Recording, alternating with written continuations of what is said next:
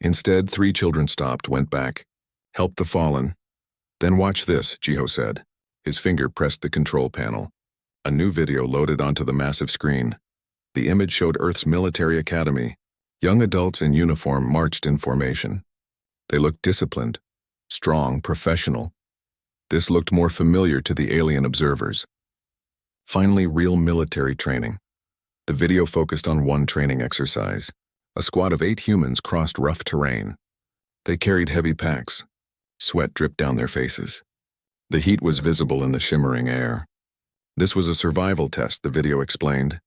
They had to cross 15 kilometers of desert conditions with limited water. Halfway through, one soldier collapsed. A young woman named Nari. She had been pushing herself too hard. Dehydration hit her suddenly. She fell to her knees, then forward onto the sand.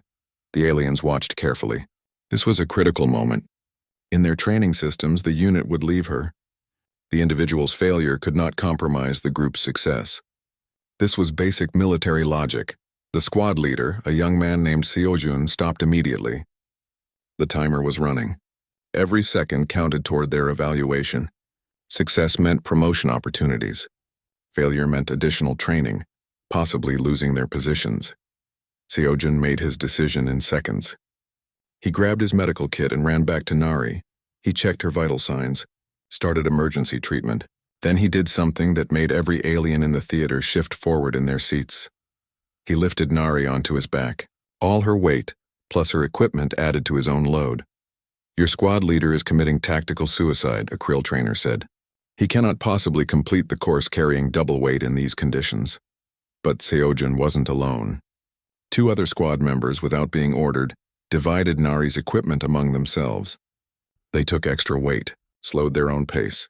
The entire squad adjusted around Nari's weakness. They crossed the finish line. Together. They were not first. Not even in the top half. But they finished. All 8 of them. The instructor waited at the end. A stern-looking man with gray hair and sharp eyes. The aliens expected punishment. They expected the squad to be reprimanded for inefficiency, for sacrificing speed to help the weak member. Instead, the instructor nodded. Good leadership, Seojun. You understood the mission was getting everyone across, not getting there first. In real combat, you need every member of your squad. You understood that. He turned to Nari, who sat on the ground recovering. And you need to learn your limits. Pushing past them helps no one if you collapse. Your squad carried you today. Tomorrow you carry them in a different way. The video continued to later that evening. The squad had returned to their barracks. Nari sat alone in the common room. Her face showed shame, embarrassment. She had failed, cost her team their ranking. The other squad members could have blamed her, could have been angry, but they gathered around her instead. Seojun spoke first. You've carried us in other ways. You're the best at navigation, saved us twice during night exercises. You plan our tactics better than anyone. Today we carried you physically. Tomorrow you might carry us. That's what units do. Others added their voices, reminding Nari of her strengths, showing support, making it clear she was valued despite her weakness today. This scene broke something in the theater. Aliens who had watched silently now spoke among themselves, their voices mixed in confusion. This went against everything they knew about military efficiency, about warrior culture, about creating strong soldiers. Yuna stood and walked to the center of the room. The lights came up slightly. You asked how we create warriors. You're seeing it. But you're looking for the wrong thing. You're looking for the moment we break them. We don't. We build them up from the start. Give them worth. Teach them they matter. Show them they're valued even when they fail. She gestured to the screen. That soldier who collapsed? In your systems, she would be removed from training. But we know something you don't. Weakness isn't permanent. It's temporary. Nari was weak that day, but she's strong in other ways. A complete warrior isn't just physically strong. They're mentally strong, tactically smart, emotionally resilient, a Delm observer spoke up. But the time you waste supporting weak members? The resources? In battle, this inefficiency could mean death, Taeyang responded. Or it could mean survival. How many of you have lost entire units because one member was left behind and the others pushed forward? Human soldiers don't leave people ever. That slows us sometimes. But it also means we fight harder. Be harder. Because we know our unit will never abandon us. The screen changed again. Another video began.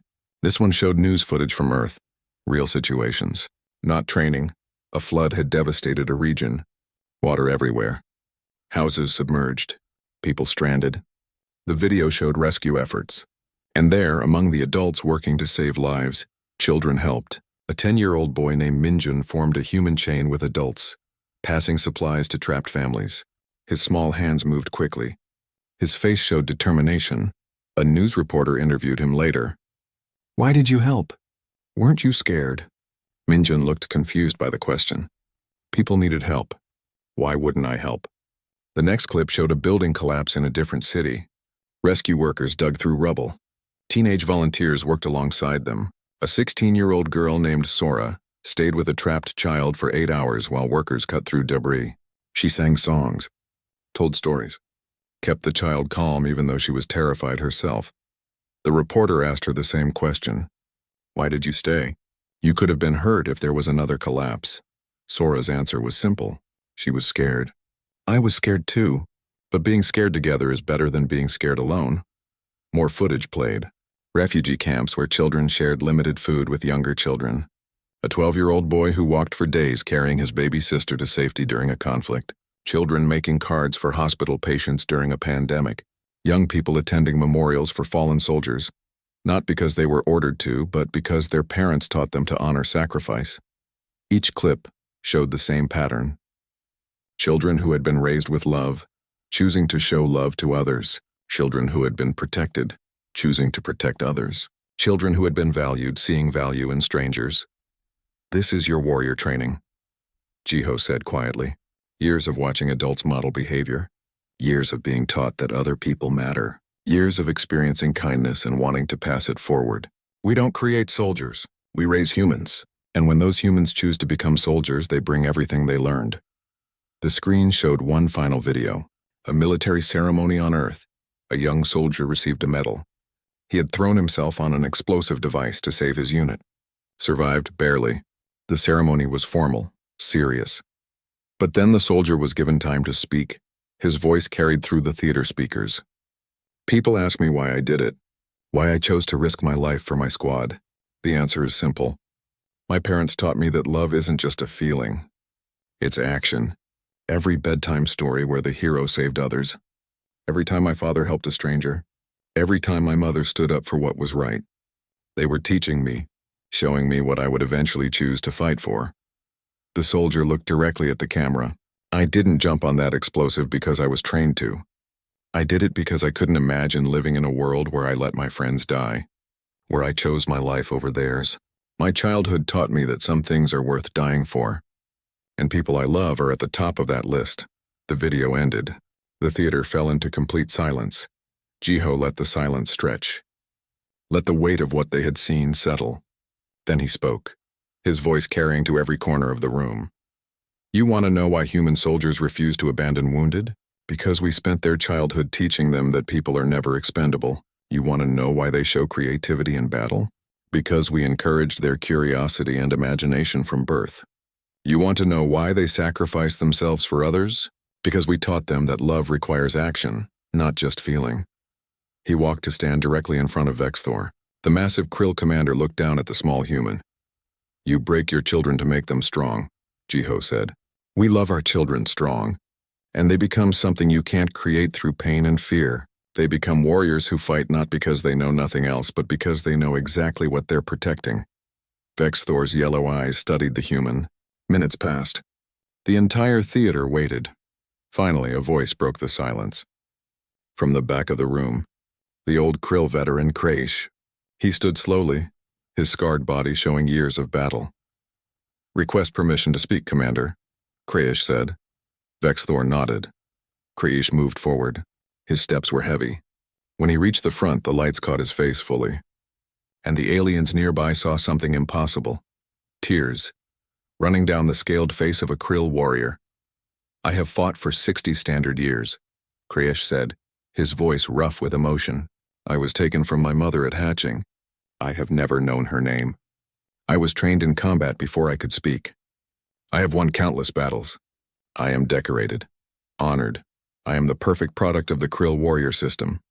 He looked at the now blank screen. But I cannot tell you why I fight. I cannot tell you what I protect. I know only how to fight.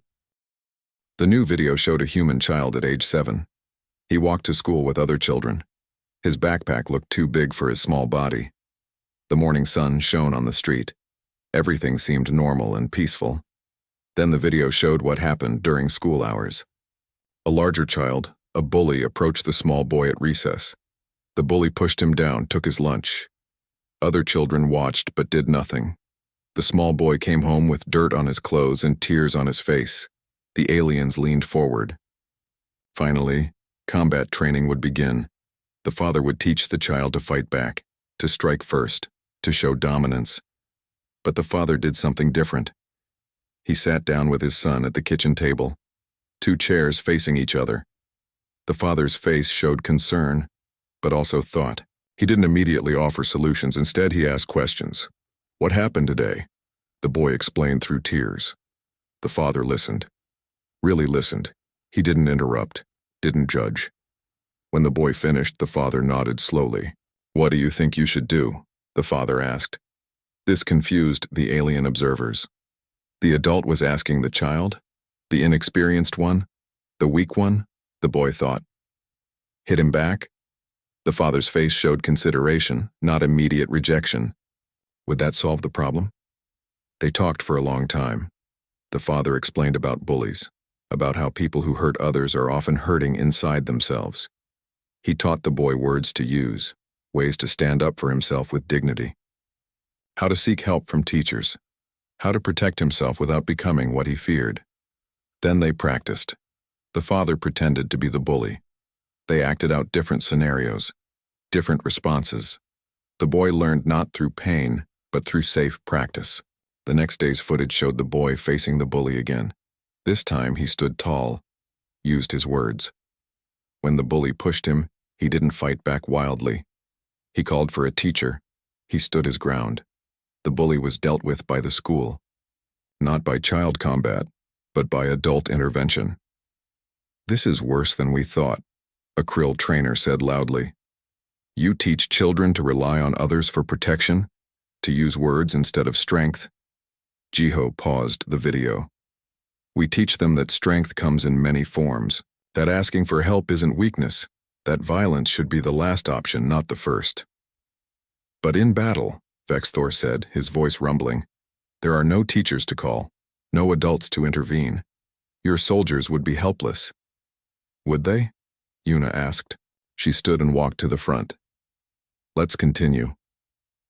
The video jumped forward. The same boy, now 9 years old.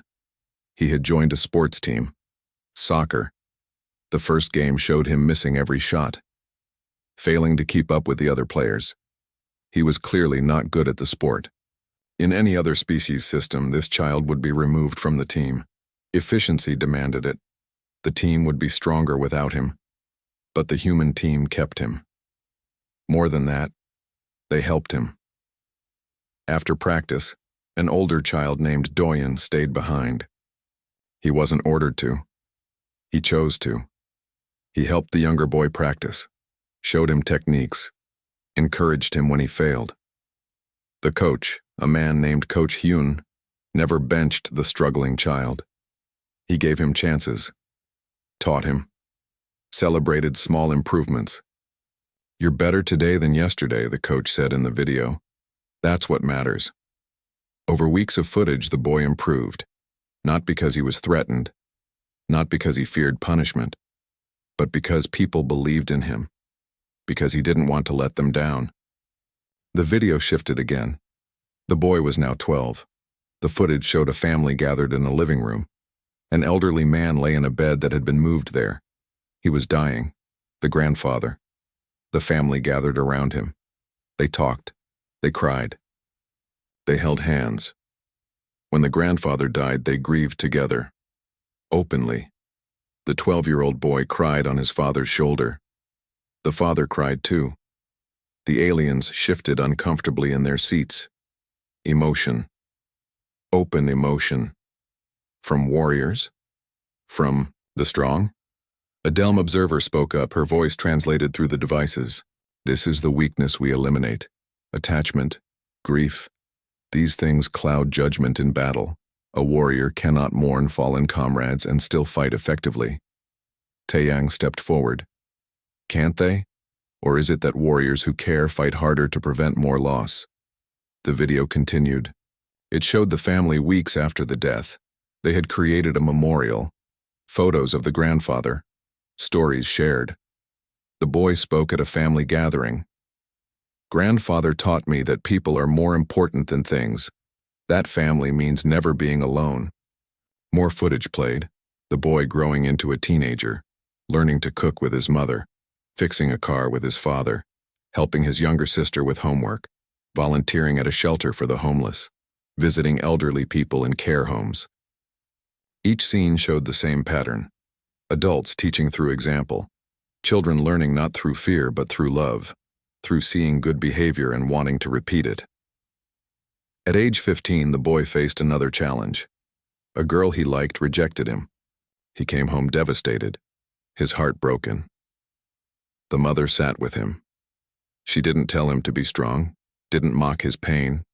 Instead, she taught him about emotional resilience, about how rejection is part of life, about how pain fades, but lessons remain, about respecting others' choices even when they hurt. This makes no sense, a VIN instructor said. You waste time on emotional training? Warriors need physical and tactical training, not emotional coddling. Jiho finally spoke, his voice filling the theater. Every one of you has seen our soldiers in action. Earth has been in the coalition for 10 years. You fought beside humans. Tell me truly, have you ever seen a human soldier break under pressure? Have you seen them abandon wounded? Have you seen them give up when things seemed hopeless? Silence answered him, because the truth was clear.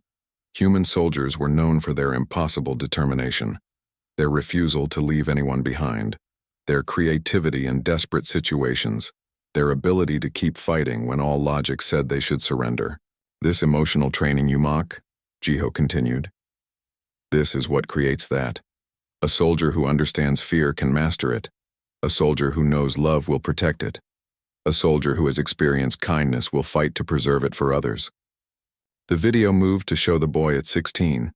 He was in school when news came that his best friend had been in an accident. The friend was in the hospital. Might not survive. The boy didn't shut down his emotions, didn't suppress his fear. Instead, he went to the hospital. Sat with his friend's family, held vigil for 3 days. When the friend woke up, the boy was there. When the friend needed physical therapy, the boy helped, not because he was ordered to, because that's what the adults in his life had taught him, that you show up for people who matter. The footage showed one more scene. The boy, now 17, at a ceremony. He was joining Earth's military academy. His family was there. They were proud but also sad. His little sister cried. His mother held back tears. His father hugged him tightly.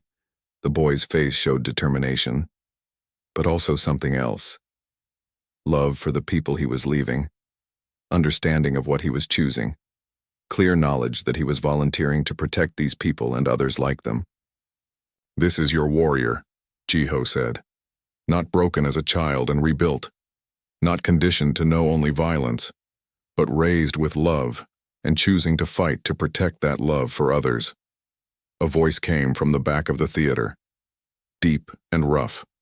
It was Krish, the scarred Krill veteran who had observed the first presentation. Play more. Jiho looked at the old soldier. More? Show us more children, different ones. Show us if this is truly how all humans are raised, or if this is special case. Show us the variety. Jiho nodded. He loaded a new file. This next video is from a different family, different region of Earth, different circumstances. The screen showed a girl, about 8 years old.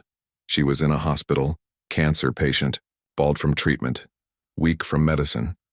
She couldn't go to school, couldn't play with friends. The aliens expected to see her discarded. Why train a weak specimen? But the video showed her classmates coming to visit, bringing drawings, making videos to cheer her up. Her teacher set up virtual lessons so she could learn from her hospital bed. Her parents never left her side. They read to her, played games, made her laugh even when she was in pain. The girl survived. The video jumped forward to show her years later, healthy and strong. She became a doctor. In her graduation speech, she said, "I learned that healing isn't just medicine. It's caring. It's presence. It's telling someone they matter even when they feel useless." Another video. A boy with a learning disability. He struggled to read. In many species systems, he would be assigned manual labor. Warriors need intelligence, but his teacher stayed after class to help him. For years. Found different teaching methods. Never gave up. The boy eventually learned to read. Graduated. Became an engineer. "She believed in me when I didn't believe in myself," he said in an interview. Video after video played. Different children, different challenges, different families. But the same pattern emerged. Adults investing time, showing patience. Teaching through love rather than fear. Children growing not into perfect beings, but into people who cared about others, who understood their own worth, who knew they were valued. The final video in this sequence showed a sports event, a race. One child fell during the run. The other children could have kept going. Victory was within reach for many of them. 3 days passed quickly. Jiho spent most of that time in his quarters reviewing files sent from Earth. Video after video loaded onto his display screen. He watched them all, sometimes with tears in his eyes, sometimes with a smile. Yuna and Taeyang helped him select the right footage. The footage that would show the truth. Now the moment had arrived. The observation theater was packed. More aliens had come than before. Word had spread through Station Apex about the mysterious human training methods. Krill trainers filled the heated sections. Vin instructors perched on their vertical stands. Delm educators floated in their tanks. Even some battle-scarred soldiers had come, curious about what made human warriors so different. Jiho stood at the front of the theater. A control panel waited at his fingertips. Behind him, a massive holographic screen stretched across the entire wall. Vexthor sat in the front row, his yellow eyes fixed on the human captain. "You have your 3 days, Captain Kang," Vexthor said. "Show us these methods that create your warriors." Jiho pressed a button. The lights dimmed. The screen came to life. "This is how we train human children," Jiho said quietly. The first video began to play. It showed a residential street on Earth. Houses with small gardens lined both sides. The sky was blue. Trees swayed in a gentle wind. It looked peaceful. Nothing like a training facility. A small human child appeared on the screen. He looked about 4 years old. He sat on a bicycle that was too big for him. Training wheels were attached to keep it stable. An adult human stood nearby, a man with kind eyes and patient smile. The child's father. The child pushed off, pedaling hard. The bicycle wobbled. For a moment it seemed like he would succeed. Then the bicycle tipped. The child fell onto the concrete sidewalk. His knee struck the ground hard. Blood appeared on the scraped skin. The child began to cry. In the theater, the aliens leaned forward. This was it. This was where the training would begin. The father would teach the child to ignore pain, to stand up without help, to try again without emotion, but that's not what happened. The father rushed to the child immediately. He picked up the small boy in his arms. His face showed concern, not disappointment. He carried the child to a bench and examined the wound carefully. He spoke softly, words the aliens couldn't hear clearly, but the tone was gentle, comforting. The father cleaned the scraped knee with water from a bottle. He dried it carefully. Then he took a bandage from his pocket and placed it over the wound. The bandage had colorful pictures on it, small cartoon characters. The child's crying slowed. "What is this?" a Krill trainer asked loudly. "He comforts the weakness? He rewards the failure?" Jiho didn't pause the video. "Keep watching." The father helped the child down from the bench. He picked up the bicycle and steadied it. The child shook his head. He didn't want to try again. Fear showed clearly on his small face. The father didn't force him, didn't command him. Instead, he knelt down to the child's level and spoke. The conversation lasted several minutes. Finally, the child nodded. They tried again. This time, the father held the back of the bicycle seat. He ran alongside as the child pedaled. His hand never let go. The child looked back several times to make sure his father was still there. Each time the father was there, running, supporting, never letting go. They practiced for almost an hour. The video showed clips of multiple attempts, falls and tries again. Each time the child fell, the father was there. Not with punishment or harsh words, but with encouragement, with patience. By the end of the video, the child was riding without training wheels. His face showed pure joy. The father's face showed pride. The video ended. The theater was silent. Vex Thor stood. This is not training. This is... I don't have words in your language. This is teaching a child that failure has no consequence. That help will always come. This creates weak soldiers who expect rescue. Yuna stood up from her seat. Does it? Let's continue. Jiho started the second video. This one showed the inside of a human school. Children sat at desks. They were young, maybe 6 or 7 years old. A teacher stood at the front of the room, a woman with a warm smile. Her name appeared at the bottom of the screen. Ms. Minji. The video focused on one child. A girl named Hana. She was working on a mathematics problem. Her face showed frustration. Her hand moved over the paper, then stopped. She erased what she had written. Tried again. Erased again. Tears formed in her eyes. The aliens expected what would happen next. In their systems, this child would be identified as weak in mathematics. She would be redirected to a different role. Warriors didn't need advanced mathematics. She would be removed from the training group. But Ms. Minji noticed the struggling child. She walked over and knelt beside Hana's desk. She didn't give the answer. She didn't show disappointment. Instead, she asked questions. Gentle questions that guided the child's thinking. What if you try this way? The teacher's voice came through the speakers. Hana tried. Failed. The teacher didn't move away. She asked another question. Showed another approach. Her patience seemed endless. The other children could have mocked the struggling girl. In many species training programs, weakness was met with ridicule from peers. It taught children to hide problems and push harder. Instead, another child, a boy named Doyen, turned in his seat. You can do it, Hana. Remember what worked yesterday? Other children nodded encouragement. Finally, after many minutes, Hana solved the problem. Her face transformed. Joy replaced frustration. She looked up at Ms. Minji with pride. The teacher's response shocked the alien observers. Ms. Minji smiled broadly, genuine happiness showing on her face. I knew you could do it. Do you see? You didn't give up and you found the answer yourself. The class celebrated with Hana, small cheers. Encouraging words. No jealousy. No mockery.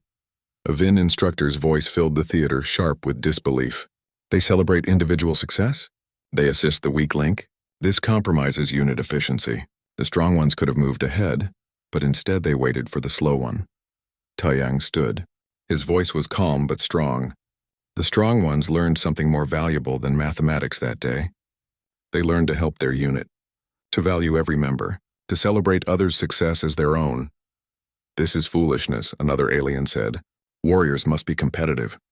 Must strive to be the best. Keep watching, Jiho said. He started the third video.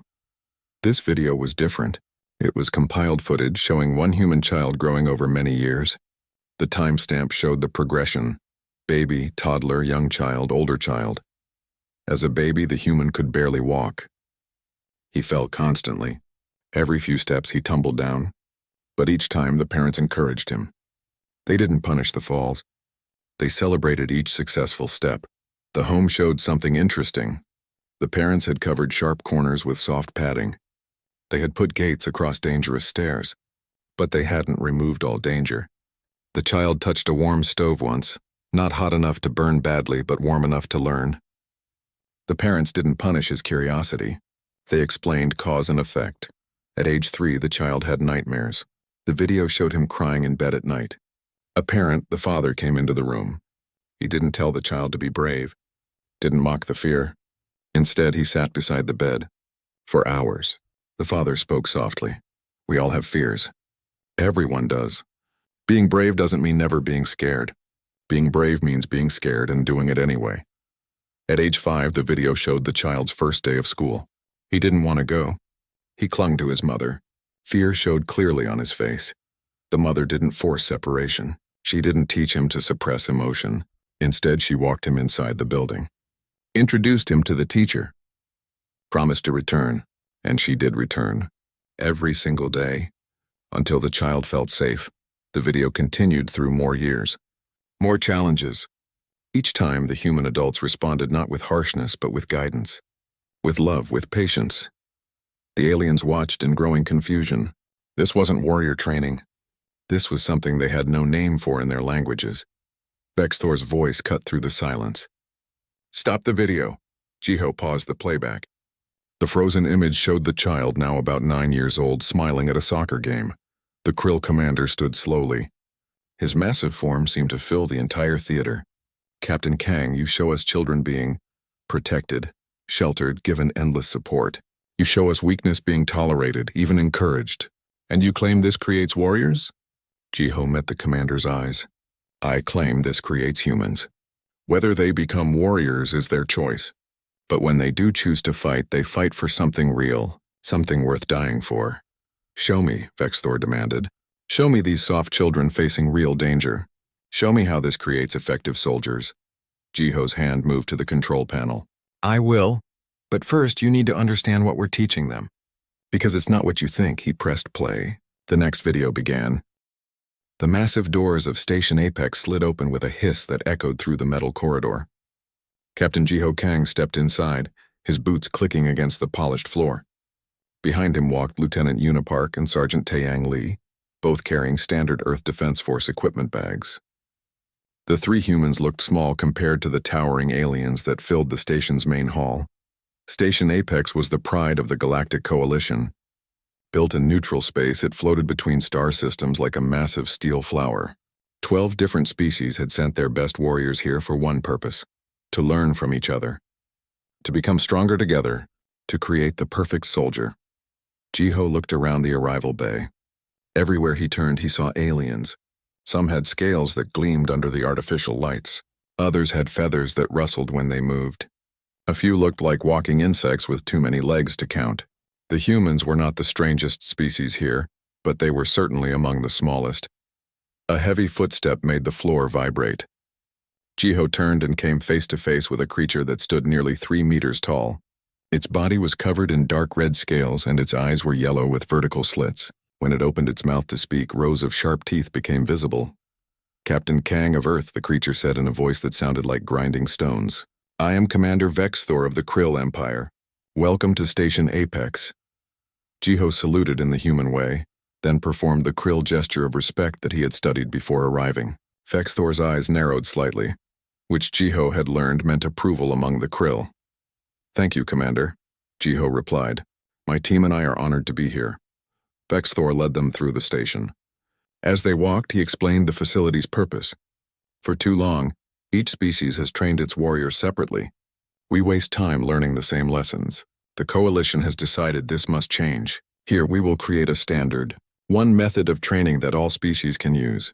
Yuna glanced at Taeyang. Both of them had read the proposal files during their journey to the station. The Coalition wanted to start training young. Very young. They wanted to take children from all member species and forge them into warriors before they could develop weakness or fear. The orientation hall was enormous. Representatives from all 12 species sat in sections designed for their particular body types. The krill had heated stone benches. The aquatic delm had tanks of water they could rest in. The insect-like Vin had vertical perches. The humans sat in simple chairs that felt almost too ordinary among all the alien furniture. Vexthor stood at the center of the room on a raised platform. His voice boomed across the space. "Today marks a new era for the Coalition. Today we begin the Youth Warrior program." A hologram appeared above Vexthor's head. It showed a young krill, barely hatched, its scales still soft and pale. As the hologram played, the audience watched the hatchling grow. But this was not gentle growth. The young krill was thrown into combat with other hatchlings. It fought with small blades. It endured electric shocks to build pain tolerance. When it showed fear, it was isolated in darkness for days. "This is how the krill create warriors," Vexthor announced with pride. "We eliminate weakness before it can take root. A warrior who knows nothing but strength cannot be broken." The other species made sounds of approval. Clicks, whistles, and rumbles filled the hall. A VIN representative stood next, her multiple legs clicking as she moved. The VIN separate our larvae at birth. We identify which caste they belong to.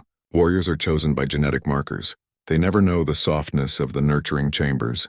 They train from the moment they can move. The hologram changed to show VIN larvae in sterile white rooms, crawling through obstacle courses, competing for limited food supplies. A delm rose from its water tank, its gills fluttering. The delm throw our young into the deep waters. Predators swim below.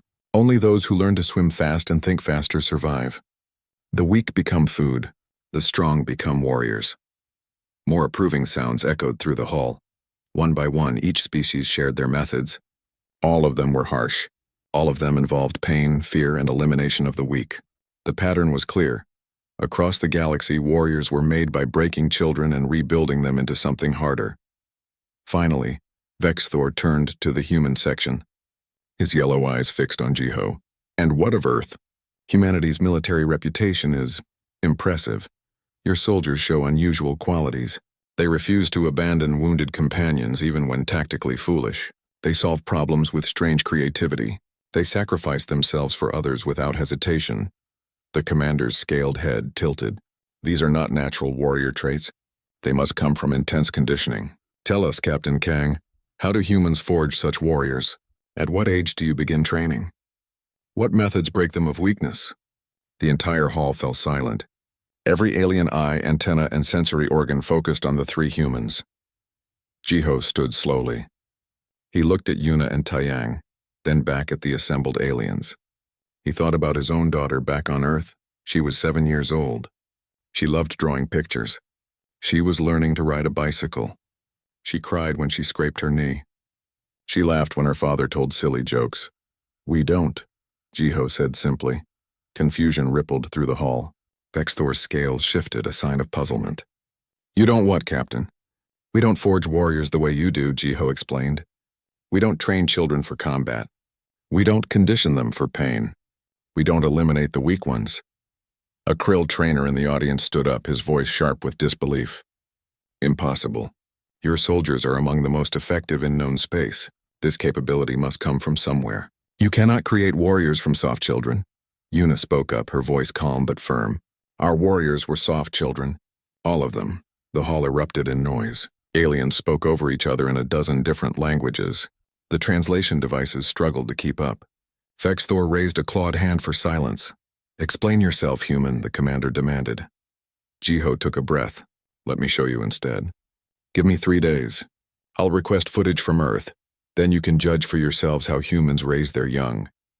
Vexthor's eyes narrowed again.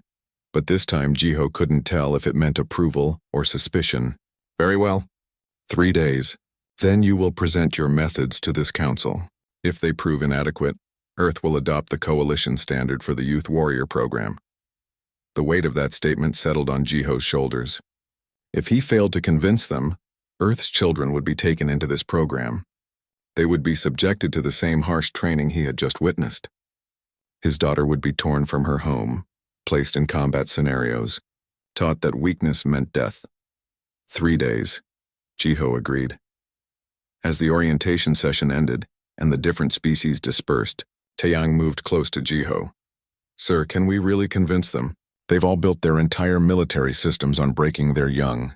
It's been working for them for thousands of years. Jiho watched Vexthor disappear down a corridor, his massive form casting long shadows. We don't need to convince them our way is better for them. We need to show them why it's better for us. Why human soldiers are the way they are. Yuna joined them. And if they don't understand? Jiho thought of his daughter again. Her smile, her curiosity, her kindness. Then we make them understand. Because I'm not letting them turn Earth's children into what I saw in those holograms. The 3 humans walked back to their assigned quarters. They had 3 days to show the galaxy something it had never seen before. 3 days to explain that humanity's greatest strength came not from breaking children, but from loving them. 3 days to change the future of an entire galaxy. The countdown had begun. The theater remained in stunned silence. Krayesh's tears had broken something fundamental. Warriors didn't cry. Soldiers didn't show weakness. But here was one of the most decorated Krill veterans in history, weeping openly in front of hundreds of observers. Bexthor stood slowly. His massive form seemed somehow smaller than before. He looked at Krayish, then at Jiho, then at the blank screen where so many impossible images had played. "Show me more," Vexthor said quietly. "Show me everything." Over the next 3 hours, Jiho played video after video. Not just selected highlights now, but raw footage of human life. The ordinary moments that shaped human children. A mother reading bedtime stories to her daughter. The child asked endless questions. Why did the hero help? Why was the villain mean? The mother answered each question patiently, teaching moral reasoning through fiction. A father teaching his son to cook, not assigning him labor, but including him, explaining each step, laughing when they made mistakes together. The lesson wasn't just cooking. It was that trying new things was safe, that mistakes were learning opportunities. A teacher staying late after school unpaid to help a struggling student, not because she had to, because she wanted to. The student asked why. The teacher's answer was simple: because you matter. Because everyone deserves someone who believes in them. A community rallying to help a family whose house burned down. Strangers bringing food, clothes, money. Children watched their parents do this. Learned that helping others was normal, expected, the right thing to do. Children volunteering at animal shelters. Learning to care for creatures weaker than themselves. Developing empathy, understanding responsibility. A coach benching his star player for bad sportsmanship. Winning wasn't everything. How you won mattered. The lesson stuck with every child on that team. Families having difficult conversations. A child broke a neighbor's window playing ball. The parents didn't hide it. They took the child to apologize, to pay for damages from his allowance, to understand that mistakes require making amends. Accountability taught with love, not fear. A girl standing up to bullies who were picking on another child. She was smaller than the bullies, could have been hurt. But she had watched her parents stand up for what was right. So she did too. Friends sitting with a boy whose parents were divorcing. Just sitting, being present. Because they had learned that sometimes you can't fix problems. You can only be there for people going through them. Hours of footage, thousands of small moments. None of them looked like military training. All of them created the foundation for warriors. A VIN instructor stood up. Her voice shook. "Stop, please stop." Everyone turned to look at her. "I watched my larvae separated at birth," she said. Sorted by genetic markers. Those deemed unsuitable for warrior caste were sent away. I never questioned this. It was efficient, logical. Her antennae trembled. But I see now what we lost. The larvae we sent away might have had other strengths, different values. We eliminated them before we could discover what they might become. She looked at Jiho. "You waste nothing. Every child, regardless of initial weakness, is given chance after chance. And they become people who see value in others because they were valued themselves." A Delm educator emerged from her tank, standing in the shallow area designed for speeches. "We throw our young into predator waters. We call it teaching survival. But it's not teaching. It's selection. The strong survive. The weak die. We lose half our children and tell ourselves it makes us stronger." Water dripped from her body, but the humans lose almost no children. They protect them all, and still produce warriors as effective as ours. More effective in some ways, because their warriors fight for something beyond survival. They fight for each other. A Scythe commander, his feathers ruffled with emotion, spoke next. "We push our chicks from great heights, force them to fly or fall. Most fly, some fall. We accept this loss. But humans," he gestured to the screen, "humans run alongside their children on bicycles, hold them up until they're ready. And when those children grow, they run alongside their fallen comrades in battle. They learned it as children." Around the theater, similar realizations rippled through the alien observers. Species after species began to understand what they had been doing to their own children, what they had accepted as necessary, what they had never questioned. Bexthor held up a clawed hand. Silence fell immediately, the commander's yellow eyes fixed on Jiho. "You knew this would happen," Bexthor said. It wasn't a question. "You knew showing us your methods would make us question our own." Jiho met his gaze steadily. "I hoped it would. The Coalition's Youth Warrior program would take children from every species and subject them to standardized training, based on your methods, your assumptions. I couldn't let that happen to Earth's children. But more than that, he looked around the room. I couldn't let it happen to any species' children without at least trying to show you there's another way. And if we had rejected your methods? Vexthor asked. If we had forced Earth to comply, Jiho's jaw tightened. Then Earth would have withdrawn from the coalition. We would not sacrifice our children's childhood, even for peace with the galaxy. The weight of that statement settled over the room. Humans would rather be alone in the universe than break their children, would rather lose allies than lose their values. Vexthor studied the human captain for a long moment. Then he did something that shocked everyone present. The Krill commander knelt, lowered himself to Jiho's level. It was a gesture of respect rarely seen from the proud warrior species. You were right to refuse, Vexthor said, and we were wrong to ask. He stood and turned to face the assembled observers. I call for an immediate vote. The youth warrior program as proposed will be abandoned. No child from any species will be subjected to standardized warrior training. Earth's objection is noted and supported. Wait, Jiho said. That's not enough. Vexthor's scaled brow ridged in confusion.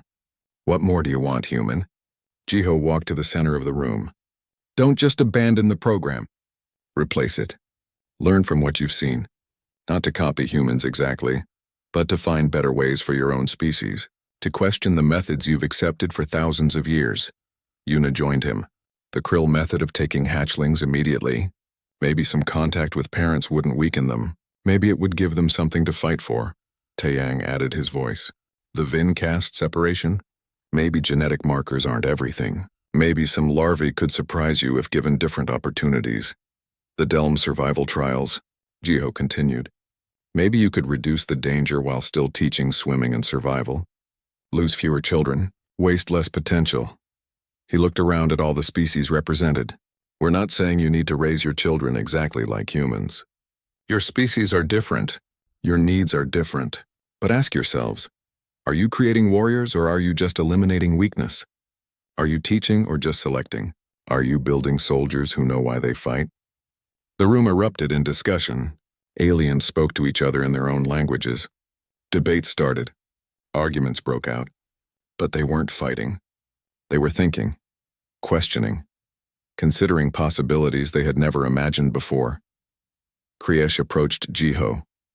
The old veteran's tears had dried, but his eyes still showed emotion. Human captain, I am 60 standard years old. I have lived my entire life as a warrior. Can someone like me change? Can we learn to love our young, as you say? Jiho looked up at the scarred Krill. I don't know, but I know it's never too late to try. Maybe you can't change the past, but you can change what happens next. You have influence, power. You could push for new methods, better methods. I would not know where to start, Kriesh admitted. Start by spending time with hatchlings, Yuna suggested. Not training them, just being with them. Learn what they're like before combat conditioning, before fear training. Maybe you'll see something worth protecting. Over the next several days, something unprecedented happened on Station Apex. The military training facility transformed into something else. Aliens requested more footage from Earth. Not just military training now, but everything. Schools, families, communities, they watched hours of human life, trying to understand the foundation that created such effective soldiers. Small groups formed. Krill trainers met with human educators. Vin instructors spoke with human parents via video link. Delm observers studied human child development psychology. They asked endless questions. Why do you let children fail and try again? Isn't that inefficient? How do you teach discipline without pain? Why do you celebrate individual success in groups? Doesn't that create competition? How do you build courage without fear conditioning? The humans answered as best they could. Sometimes they couldn't explain it well. Love was hard to define. Patience was difficult to teach. But they tried. They shared research, theories, personal experiences. Some aliens remained skeptical. Change was hard. Traditions ran deep. But even the skeptics couldn't deny the evidence. Human soldiers were effective, and they came from loved childhoods, not broken ones. On the 5th day after the presentation, Vexthor called another assembly. The same theater. The same observers. But the atmosphere was completely different. Where before there had been confidence and certainty, now there was uncertainty and hope.